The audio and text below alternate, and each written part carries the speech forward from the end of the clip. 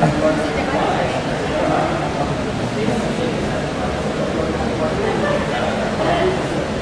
selamat malam Mas Teguh.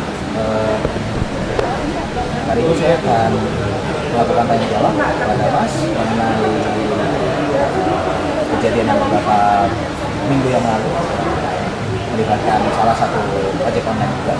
Nah, kebetulan pertanyaan yang pertama langsung aja adalah, ini kita mengalami kejadian menimpa beberapa perusahaan transportasi online.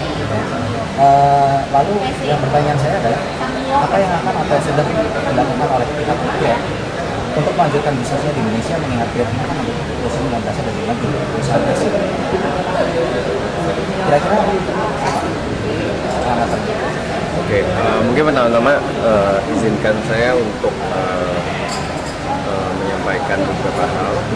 Pertama, kami sangat menyayangkan dan sangat menyesalkan kejadian pada tanggal 22 Maret kemarin. Kejadian itu sangat disayangkan karena begitu tragis, dan tentunya kita tidak ingin hal serupa terjadi lagi. Kami dari sebelum kejadian kemarin pun sudah secara proaktif berkomunikasi dengan berbagai instansi pemerintah untuk mengurus perizinan yang diperlukan oleh mitra-mitra kami. Cuma ini proses ya Mas ya. Oke, kalau gitu pertanyaan kedua adalah, kira-kira udah ada belum sih peraturan baru dari pemerintah yang baru ini keluar untuk menentukan ojek-ojek online yang lain termasuk Grab? Terus kalau misalnya sudah, apakah sudah dijalankan? Dan kalau misalnya belum, kira-kira apa peraturan dasar yang dibuat Grab untuk menghentikan para driver ini? Oke, mungkin pertama saya jelaskan sedikit struktur bagaimana kita beroperasi di Indonesia. Grab itu adalah perusahaan penyedia aplikasi.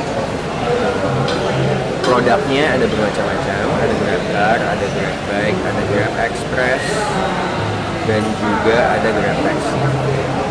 Jadi dari awal kita hadir di Indonesia, kita pun sudah bekerjasama dengan beberapa operator taksi. Karena kita memulai dengan Grab Taxi sendiri. Kemudian apakah kita legal? Sebagai perusahaan penyedia aplikasi, kita legal dari awal. Kita masuk ke Indonesia dengan mendirikan suatu badan hukum. Kita adalah wajib pajak terdaftar, kita memiliki NPWP. Kemudian mungkin di sini harus dipisahkan yang menjadi persoalan itu apa. Yang menjadi persoalan itu adalah masalah GrabCar, di mana GrabCar dianggap tidak memiliki izin. Mungkin untuk masalah izinnya sendiri itu ada landasan hukumnya. Ada Undang-Undang Nomor 22 Tahun 2009. Ada Peraturan Pemerintah Nomor 74 Tahun 2014. Ada juga KM 35 Tahun 2003. Nah, kalau mengikuti arahan pemerintah, para penyedia jasa yang merupakan mitra dari kami untuk GrabCar ya Mas ya, itu jatuhnya dianggap sebagai angkutan sewa. Dan angkutan sewa itu berdasarkan KM 35 didefinisikan sebagai angkutan umum yang dapat beroperasi dengan menggunakan plat hitam. Betul. Nah, untuk bisa beroperasi harus clear, dan tentunya pihak yang menyelenggarakan jasa transportasi tersebut harus memiliki izin. Ini sebetulnya pertanyaan mungkin agak di luar konteks, cuman yang jadi masalah adalah sekarang ini statusnya saya bisa dianggap bahwa ini mereka memakai mobil pribadi. Ya, hitungannya mobil pribadi karena masih berplat hitam. Lalu bagaimana caranya dari pihak untuk membuat supaya jadi mengikuti aturan pemerintah yang harus membuat plat menjadi plat kuning? Oke, gini Mas, mungkin setelah kejadian 22 Maret kemarin, Mas juga udah dengar bahwa pemerintah itu itu memberikan waktu sampai dengan tanggal 31 Mei 2016 agar mitra-mitra kami, yaitu para pengusaha rental dan juga individu-individu untuk bergabung ke dalam suatu koperasi untuk mengurus izin sesuai dengan peraturan perundang-undangan yang berlaku sebagai angkutan sewa. Oke. Jadi di dalamnya itu juga termasuk mengurus plat nomor, mengurus kira apa segala. Betul. Cuma kan yang mesti digarisbawahi adalah kita masuk ke dalam kotak angkutan sewa. Di mana angkutan sewa itu memang memperbolehkan plat hitam.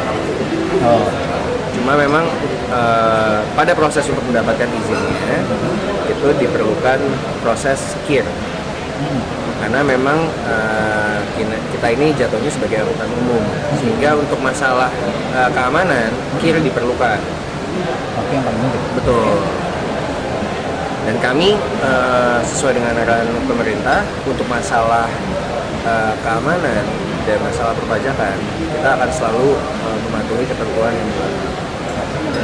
Baik, kalau gitu apakah selama 2 bulan ini apakah Grab akan mampu untuk menyelesaikan masalah itu, nanti menyelesaikan perizinan?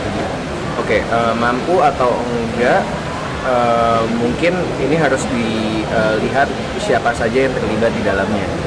Namun demikian, kita berkomitmen membantu pemerintah untuk menyelesaikan proses ini sebelum tanggal 31 Juni. Kalau kita pertanyaan terakhir, Mas. Ya, silakan. Ya. Oke. Lalu kira-kira dari Grab sendiri, sebetulnya apa rencana ke depan untuk memajukan Grab sebagai penyedia aplikasi juga sarana transportasi yang aman dan nyaman? Untuk rencana tentunya kita menunggu arahan pemerintah terlebih dahulu. Seandainya kita sudah memiliki izin dari pemerintah, itu hanya awal. Tentunya akan ada tantangan-tantangan di kemudian hari yang kita nggak tahu. Sekarang ini masih belum. Sekarang ini masih belum. Betul. Cuma kita ikutin arahan pemerintah saja, Mas. Oke, Oke. terima kasih. Ya. Terima kasih. Itu aja.